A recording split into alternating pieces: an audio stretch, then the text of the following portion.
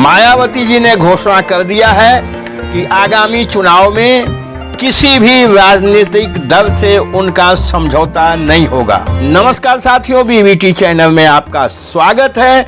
आइए साथियों, आज इस विषय पे मायावती जी की ऐसी घोषणा के पीछे क्या है, उनका मंतव्य क्या है, वो क्या चाहती हैं, भविष्य में क्या करने वाली हैं, ये सब पे चर्चा करते हैं।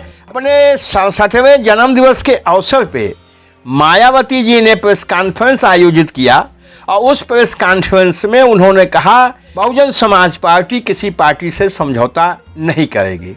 इससे सबसे ज्यादा राजनीतिक समीक्षक चिंतित हैं, जिनकी ये बराबर चर्चा रही है पिछले 2 सालों से कि मायावती समझौता करेंगी, मायावती किसके साथ जाएंगी, मायावती की राजनीति समाप्त हो चुकी है, मायावती अब आउट ऑफ मार्केट हैं। तो ये सब जो मीडिया सबसे अधिक अगर परेशान है तो ऐसा मीडिया है और तथाकथित कुछ राजनीतिक बुद्धिजीवी। लेकिन मायावती जी सोच समझ के फैसला करती हैं, मायावती जी अनुभव के आधार पे फैसला करती हैं। मायावती जी पास्ट में जो घटनाएं घटी हैं, पास्ट में जो समझौते हुए हैं या पास्ट में जो राजनीतिक निर्णय हुए हैं, उनके क्या परिणाम आए हैं, उसको विवेचन करने के बाद, विश्लेषण करने के बाद, उसके अनुभव के आधार पे आगे का फैसला लेती हैं। इसको अच्छी तरह समझने के लिए आप पीछे जाएं। बहुजन समाज पार्टी ने उत्तर प्रदेश में अपना पहला समझौता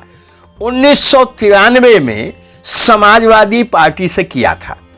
उस समय समाजवादी पार्टी के राष्ट्रीय अध्यक्ष मुलायम सिंह यादव थे और नई पार्टी उन्होंने समाजवादी पार्टी का गठन किया था। माननीय कांशीराम जी बहुजन समाज पार्टी के सब कुछ थे और माननीय कांशीराम जी के पास माननीय मुलायम सिंह यादव गए, बातचीत चली, बातचीत आगे बढ़ी और समझौता हुआ और वो समझौते के आधार पे 1993 का विधानसभा चुनाव लड़ा गया। बाबरी मस्जिद शहीद हो चुकी थी, इसके बावजूद भारतीय जनता पार्टी को समाजवादी पार्टी और बहुजन समाज पार्टी का गठबंधन रोकने में सफल हो गया। 1993 में सरकार बन गई, माननीय मुलायम सिंह यादव मुख्यमंत्री बन गए और बहुजन समाज पार्टी की आधी हिस्सेदारी उस सरकार में थी। लगभग 1.5 साल ये सरकार चली। इस बीच जब कांशीराम जी ने ये देखा दलित समाज के साथ, पिछड़े समाज के साथ, अल्पसंख्यकों के साथ नाइंसाफियां हमारी सरकार में बढ़ रही हैं और कहने के बावजूद श्री मुलायम सिंह यादव इस पर ध्यान नहीं दे रहे हैं, तो उन्होंने समाजवादी पार्टी से समर्थन खींच लिया और समाजवादी पार्टी की सरकार गिर गई और उत्तर प्रदेश में तमाम पार्टियों ने मिलके, अन्य सभी पार्टियों ने मिलके बहुजन समाज पार्टी की सरकार बनवा दिया और सुश्री मायावती जी उत्तर प्रदेश की मुख्यमंत्री बन गई। 1993 का समझौता, इसका समापन बहुत दुखद रहा और गेस्ट हाउस कांड के रूप में बहुजन समाज पार्टी को इस समझौते को खत्म करना पड़ा। तो जब देखा जाए तो यह स्थिति भी बहुजन समाज पार्टी के लिए अच्छी नहीं है। और इसके पीछे आपको एक चीज और बता दें, जब 1993 के विधानसभा चुनाव में जो सीटें बहुजन समाज पार्टी के पास थीं, उन सीटों पे समाजवादी पार्टी ने कुछ अपने कैंडिडेट खड़े कर दिए थे और इधर कहा कि साहब वो हमारे पार्टी के नहीं है, वो तो निर्दल उम्मीदवार हैं, हम उनको पार्टी से हटा देते हैं। लेकिन गुप्त रूप से समाजवादी पार्टी ने उनकी मदद किया और यह कोशिश की कि बहुजन समाज पार्टी के कैंडिडेट को हरा के वो आगे चले जाएं। ऐसी स्थिति भी रही। तो कुल मिला के 1993 का समाजवादी पार्टी से गठबंधन का परिणाम सुखद नहीं था, एक तरह से दुखद ही था। इसके बाद बहुजन समाज पार्टी ने 1996 में कांग्रेस से समझौता किया था। उस समय प्रधानमंत्री माननीय नरसिम्हा राव जी थे। उनके दबाव में, उनके कहने के बाद उत्तर प्रदेश के विधानसभा चुनाव में बहुजन समाज पार्टी ने कांग्रेस से समझौता किया। इसकी भी परिणति यही रही, अच्छा रिजल्ट नहीं आया। इसका कारण मूल था कि कांग्रेस के पास कोई जनाधार नहीं था। कांग्रेस की कुछ सीटें बहुजन समाज पार्टी के समर्थन से जीत गई, लेकिन एक भी ऐसा उदाहरण नहीं देखने को मिला जहां कांग्रेस के कार्यकर्ताओं ने बहुजन समाज पार्टी के प्रत्याशी को जिताने के लिए प्रयास किया और बाद में जब ये बहुमत किसी का नहीं आया, राष्ट्रपति शासन चलता रहा। केंद्र में जनता दल की सरकार चल रही थी और उसको कांग्रेस का समर्थन प्राप्त था। मानवर कांशीराम साहब ये कांग्रेस से कहते रहे कि आप ये जनता दल और ये विपक्ष की सरकार चलवा रहे हो केंद्र में समर्थन देके, तो आप इन पे दबाव बनाइए कि उत्तर प्रदेश में ये दल हमारी सरकार बनवा दें, नहीं तो केंद्र में हम आपकी सरकार गिरा देंगे। अगर ऐसा दबाव कांग्रेस बनाएगी तो उत्तर प्रदेश में हम लोगों की सरकार बन सकती है। लेकिन कांग्रेस ने इसको हल्के में लिया और कांग्रेस ने इसमें कोई तवज्जो नहीं दिया, कोई ध्यान नहीं दिया और बात ऐसे चलती रही। लेकिन 6-7 महीने के बाद बहुजन समाज पार्टी और भारतीय जनता के पार्टी के बीच बातचीत हो गई और 6-6 महीने के लिए दोनों ने अपनी सरकार बनाने पर सहमति दे दी और मायावती जी मुख्यमंत्री बन गए। 2019 के पार्लियामेंट के चुनाव में समाजवादी पार्टी से बहुजन समाज पार्टी का समझौता हो गया। अब समाजवादी पार्टी से बहुजन समाज पार्टी का समझौता हुआ। अब इसी प्रकार पिछले पार्लियामेंट के चुनाव में बहुजन समाज पार्टी का समाजवादी पार्टी से समझौता हुआ, जिसका परिणाम भी अच्छा नहीं रहा। समाजवादी पार्टी बहुजन समाज पार्टी की सीट बढ़ा दे ऐसा तो कम दिखाई दिया। अपने हिसाब से बहुजन समाज पार्टी कुछ ताकत में 10-12 सीटें जीत गई, लेकिन समाजवादी पार्टी की स्थिति यह हुई कि वह अपनी सीट भी गंवा गई। यहाँ तक कि डिम्पल यादव जी की भी सीट उसने लूज कर दिया। तो इस हिसाब से देखा जाए तो इस समझौते से न तो समाजवादी पार्टी का तो नुकसान ही हुआ, बहुजन समाज पार्टी का थोड़ा भला। लेकिन जमीन में देखते हैं तो वहाँ हकीकत कुछ और दिखाई देती है। जमीन में ये होता है, उनके समर्थक अपने हिसाब से इधर उधर क्रॉस वोटिंग कर देते हैं। एक उदाहरण हम आपको बताते हैं।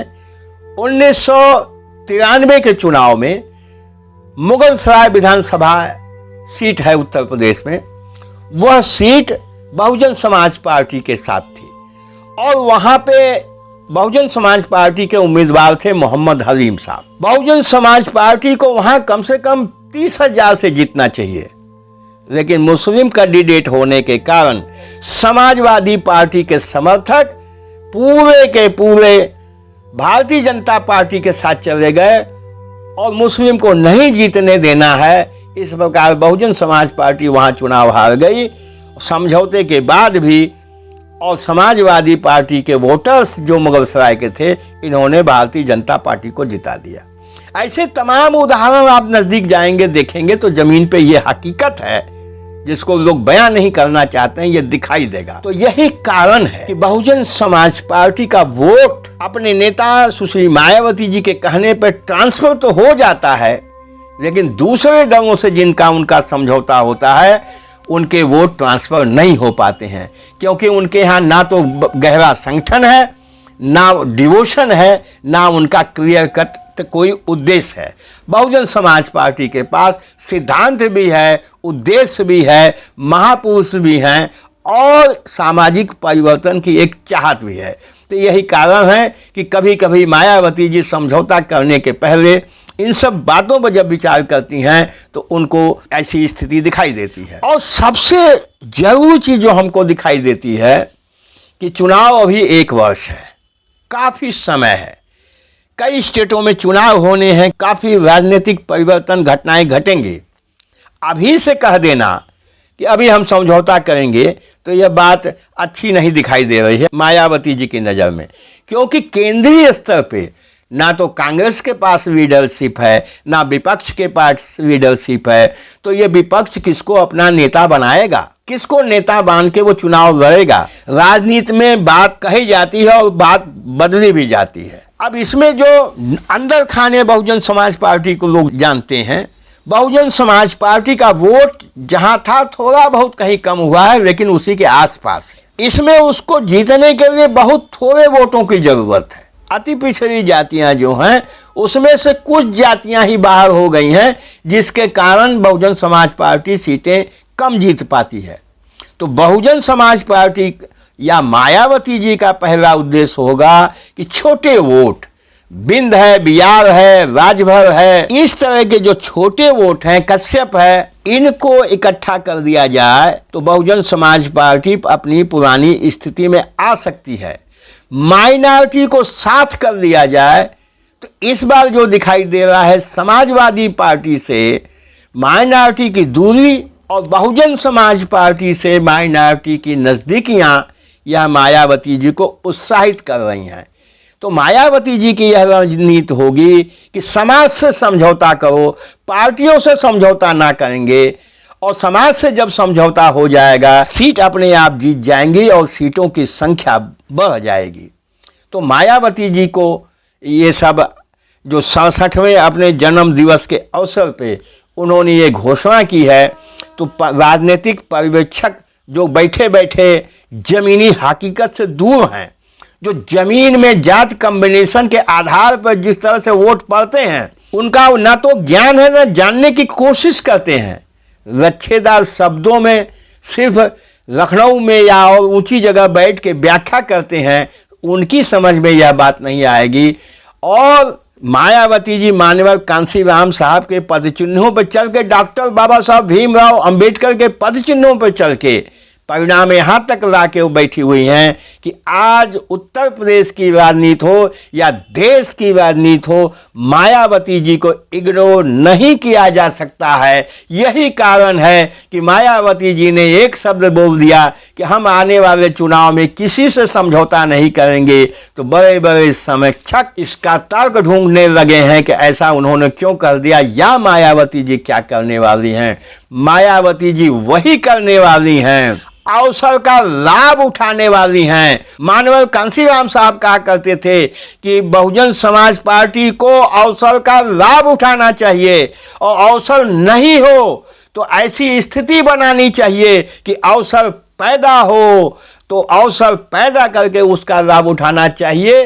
तो मायावती जी की यही रणनीति है कि ऐसी परिस्थिति पैदा कर दें कि अवसर का लाभ उठाया जा सके और बहुजन समाज का कल्याण करने के लिए सत्ता की बागडोर बहुजन समाज के नेतृत्व के पास आना चाहिए। बस साथियों, इस वीडियो में इतना ही। वीडियो अच्छा लगा हो लाइक करिएगा, शेयर करिएगा। हमारे चैनल पे मेहमान हैं, फर्स्ट टाइम आए हैं, सब्सक्राइब अवश्य कर दीजिएगा। Thank you very much.